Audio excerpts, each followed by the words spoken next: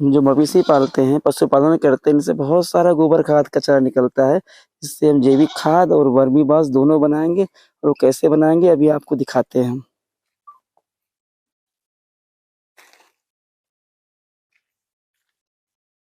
तो हम लोग पहुंचे हैं, देखिए यहाँ पे जो गोबर खाद कचरा जो मवेशी पालन से निकलता है उसको ऊपर हम कहाँ ला के भरते हैं। देखिए इस टाइप यहाँ भी ला के रखे हैं।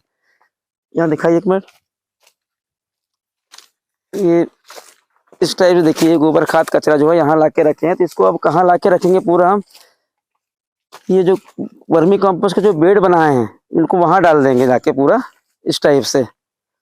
तो मैं बताना चाहूँगा कि हम जो आपको दिखाना चाह रहा हूँ कि बहुत सारा हमारे घर आंगन खेत से मवेशी पालन से बहुत सारा गोबर खाद कचरा निकलता है। तो एक तो हम उसको डायरेक्ट खेतों में डालते हैं तो उसका उतना आपको फायदा नहीं मिल पाता है। उसको सबसे पहले क्या हमें जैविक खाद बनाना है, और साथ में जैविक खाद के साथ में उसको टॉनिक ही बनाना है। तो हम जो आप देख रहे हैं ये लगाए यूनिट यहाँ पे केचुआ खाद और वर्मीवास निर्माण इकाई लगाए हैं। इसमें खाद तो बनेगी, बनेगी कैसे बनेगी, इस टाइप का कचरा जो होता है बहुत सारा कचरा निकलता है हमारे घर आंगन से। देखिए इस टाइप का कचरा जो है बहुत सारा निकलता है। इसको कहाँ डाल देंगे हम, इसमें डाल देंगे पूरा इस टाइप से। और आज जैविक खेती के अलग जैविक खाद से हम पहुंचे हैं पोनार, और हम हमारे किसान साथी से मिलाना चाहेंगे और वो बताएंगे कि हमें जैविक खाद किस उद्देश्य से बनाना चाहते हैं और जैविक खेती क्यों अपनाना चाहते हैं। तो नमस्कार किसान साथी, आप बताइए कि आपने जो ये शुरुआत की है, मतलब आज अपने आप बनाने की, ये कैसे किया आपने, कैसे आपके मन में आया कि हमें ये जैविक खाद बनाना चाहिए, जैविक खेती अपनाना चाहिए। सबसे पहले तो मैं बताऊं, मेरा नाम टेकेश्वर आहंगडाल है जी। ग्राम पोनार कला जी से हूँ जी।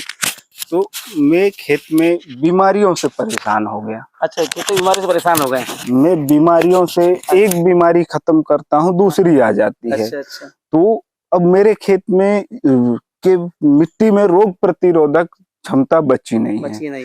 अब ये सब क्यों हुआ कि मैं वो जो रासायनिक खाद डाल रहा हूँ, इस कारण से हर साल रासायनिक खाद डाल डाल के मेरे खेत की रोग प्रतिरोधक क्षमता खत्म हो।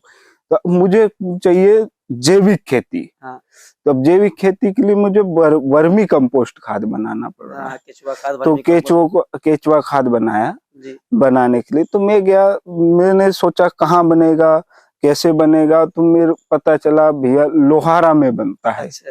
तो वहां से मैं बात किया भैया से, उनसे प्रदीप भैया से बात हुई। उसके बाद मैं वहां से उनसे सलाह लिया और मैंने कहा भैया एक इकाई हमारे यहाँ भी लगाना है, मैं इतना परेशान हूँ। तो उनने मेरे यहाँ आज लगाए हैं। तो बहुत बढ़िया, मतलब आपकी सोच ऐसी रही कि जो बीमारियां हमारी फसलों में आ रही हैं उन्हीं की रोकथाम के लिए आप जैविक खेती करना चाहते हैं। दूसरा क्या होता है, एक उसका दूसरा भी रीजन है, जैसे कि आज खेतों में बीमारी आ रही है, खेतों में बीमारी आती है, वहीं का पका हुआ अन्न अपन कहाँ खाते हैं, घर में लाए खाते हैं, उससे हमारे घर में बीमारी आती है। वही तो देखो, जमीन की रोग प्रतिरोधक क्षमता खत्म हो रही है। वहां बीमारी आ रही है। वो अनाज अपन खा रहे हैं, अपनी रोग प्रतिरोधक क्षमता खत्म हो रही है, वो अपने में बीमारी आ रही है। वो पूरी कैसी होगी, वो जैविक खाद से पूरी होगी। तो अब देखिए, ये तो ये हो गया, बहुत अच्छी जानकारी दी आपने ना किसान साथियों को। आप भी समझे कि आप भी प्रयास करें अपने घर में जैविक खाद बनाने की, जैसे जो विधि से हम बनाते हैं, और हमारे यूट्यूब चैनल के माध्यम से आपको हम जागरूक भी करते हैं। और हमारा यूट्यूब चैनल है प्रदीप जैविक खेती। तो हम आपको देखिए, ये तो बेड तो आपका बन गया है। ये इसे कहते हैं पोर्टेबल वर्मी कंपोस्ट यूनिट, केचुआ खाद और वर्मीवास निर्माण इकाई। तो देखिए इसका साइज है 12 फीट लंबा है, 4 फीट चौड़ा और 2 फीट ऊंचा है। तो अब इसको भरने की विधि बता रहे हैं आपको ना। भरने की विधि क्या है कि सबसे पहले भरेंगे क्या हम लोग, सबसे पहले हम क्या भरेंगे इसमें, सबसे पहले हम भरेंगे इसमें कचरा। कचरा किस टाइप का, जो मैंने बताया इस टाइप का, हमारे जो घर आंगन से निकलता है ना खेतवाड़ी से, इस टाइप कचरा। कितना भरेंगे इसको, आधा फीट भरेंगे। जैसे इसकी हाइट कितनी है, 2 फीट है ना, 2 फीट हाइट है ना इसकी। 2 फीट हाइट को हम 4 भागों में बांट लेंगे। तो पहला भाग कहाँ तक आएगा आपका, यहाँ तक आएगा, आधा फीट। ये देखो आधा फीट हो गया, ये आधा फीट हो गया। क्या भरेंगे, केवल कचरा। कचरा किस टाइप, जैसे कि ये रखा हुआ देखो, ये वाला कचरा, इस टाइप का जो कचरा है ये वाला, इस टाइप का कचरा, इस टाइप से हम बिस्तर बिछाते हैं ना, वैसा पतला पतला पूरा बिछा देंगे इस टाइप से। एक चीज और ध्यान रखेंगे आप, इसको भरते समय प्लास्टिक, कांच, पत्थर व लकड़ी आपको इसमें नहीं डालना है। प्लास्टिक, कांच, पत्थर व लकड़ी। तो पहली परत यहाँ तक हो गई, उसके बाद हम पानी छिड़काव कर देंगे इसमें। उसको दूसरी परत यहाँ तक आपको कैसे भरना है, हम जो मवेशी पालते हैं उससे जो गोबर खाद कचरा निकलता है उससे भरना है यहाँ पे। इतना ही, कम से कम 1 महीना पुराना हो, 1 महीना पुराना हो, एकदम ताजा वाला ना भरेंगे इसमें, ठीक है, यहाँ तक भरे दूसरी परत, फिर पानी की तरह ही, फिर तीसरी परत यहाँ तक भरेंगे, फिर पानी, चौथी यहाँ तक, फिर पानी। यानी हम 2 फीट को 4 भागों में बांट लेंगे और प्रत्येक भाग को भरेंगे, प्रत्येक भाग में हम पानी देंगे और उसको बढ़िया प्लेन करते भी जाएंगे। ये हो गया। उसके बाद फिर आपको सुबह शाम भरने के बाद 3 दिन पानी देना है, 3 दिन पानी देना है।